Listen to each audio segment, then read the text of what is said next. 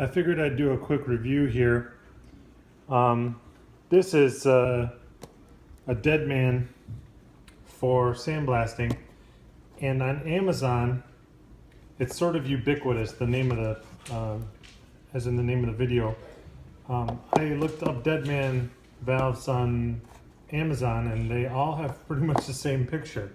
So I think what it is this same unit gets sold by a bunch of different sellers on Amazon, and it was really if the pictures aren't lying, it was really the only option on Amazon.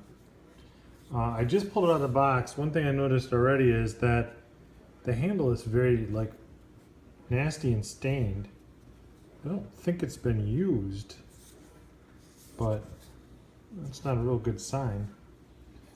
It does come with a pre-installed tip, and then it comes with a bunch of other tips. Some of them, like that one, are going to be way too small for me to even use for my sand, but there's at least one other one that'll be a good size. So let's get this thing hooked up and see how well it does.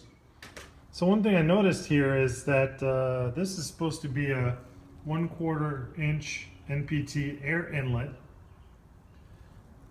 Notice there's no adapters or anything in the picture, but that looks too big to be a 3/8 inch or a 1/4 inch inlet. I believe that is a 3/8 inch inlet. And here you can see I have a 3/8 valve,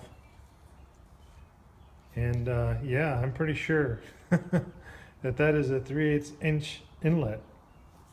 Maybe they're talking about the inner part in here is a 1/4 inch, and then there's a 3/8 inch adapter on it. I'm not sure, but this is definitely 3/8. So, anywho, something I noticed.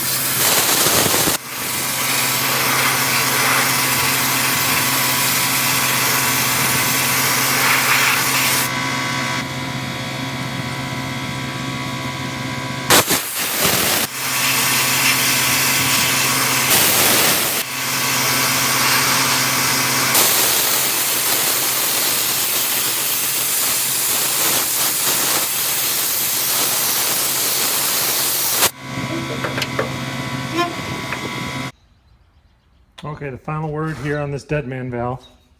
Pretty pleased with it. It did pretty well. I do have a beef that this doesn't really seal up that well. You gotta, sometimes when you close it, it's still leaking, and you gotta kind of push out on this a little bit to get to seal. I've got the biggest tip in there, which was awesome because it sanded a lot of area with each pass, but it was really starving my air compressor, so I'm going to need to go to a happy medium of a tip, something a little smaller. And yeah, overall, we're sandblasting a lot better. I got some of this done tonight, all up in here, up on top here, and on the side. I still got to get in here. And then some touch up in a couple spots, you know, here. Some of this really thick stuff just doesn't come off good with the sandblaster. Like you see, like there's some black there where it's really thick. I think that's seam sealer, and it just doesn't cut seam sealer very well right there as well. So I'll probably hit those with a wire wheel before I sandblast one more time. But and I also got to get this area right here. But after I get that, probably 1 or 2 more times getting the blaster out, I should be ready to flip this thing on its side and start sanding the bottom and getting it ready for paint. That's it for this video, guys. Thanks for watching. Peace. Sandblasting makes one hell of a mess.